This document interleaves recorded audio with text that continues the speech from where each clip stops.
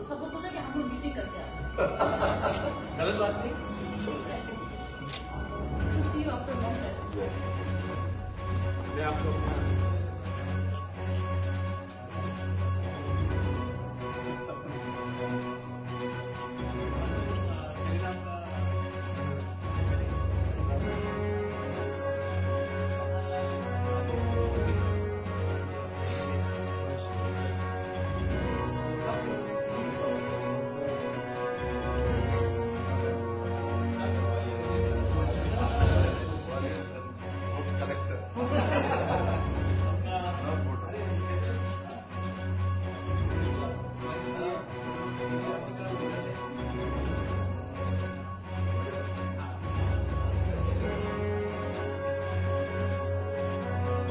কি বিষয় নিয়ে আলাপ আলোচনা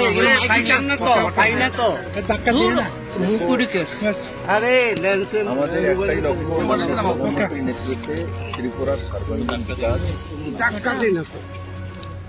মহারাজা বীরবিক্রম কিশোর মানিক্যের যে স্বপ্নকে সাকার করার জন্য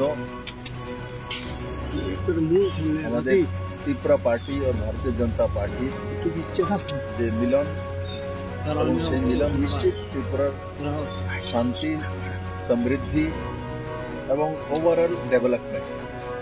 আর সেইটাকে লক্ষ্য রেখে সেটাকে আলটিমেট গোল পয়েন্ট বানিয়ে আমরা কাজ করছি।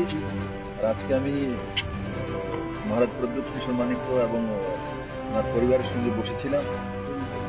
আগামী দিনে রণকৌশল কি হবে, কিভাবে করব, আর কি করা উচিত, আর সর্বোপরি জনতার আশীর্বাদ। আমরা সবাই মিলেমিশে এই ইলেকশনে যোগদান করব।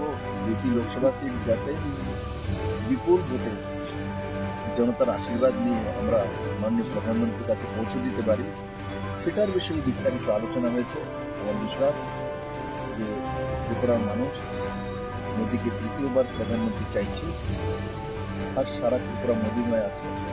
আমি আপনাদের মাধ্যমে ত্রিপুরাবাসীর কাছে বিনম্র প্রার্থনা করছি যে এই 2টা সিটে আপনাদের আশীর্বাদ চাই, আপনাদের ভালোবাসা চাই, আপনাদের পূর্ব ত্রিপুরা আসন নিয়ে কোন রকমের আলোচনা কি হয়েছে? পূর্ব ত্রিপুরা আসন যখন পার্লামেন্টারি বোর্ডের ডিসিশন হবে তখন সিদ্ধান্ত হয়ে যাবে। তো আমাদের পার্লামেন্টারি বোর্ড কিছুদিনের মধ্যে হয়ে 2-4 দিনের মধ্যে আমার যেটা আনুমানিক 2-4 দিনের মধ্যে মাননীয় প্রধানমন্ত্রীর সময়গুলি পার্লামেন্টারি বোর্ড দিল্লিতে মিটিং করবে। আর সেই মিটিংয়ে আমি আশা করি ত্রিপুরা সিট ডিক্লেয়ার করবে। दो लाइन इंग्लिश और हिंदी में ले।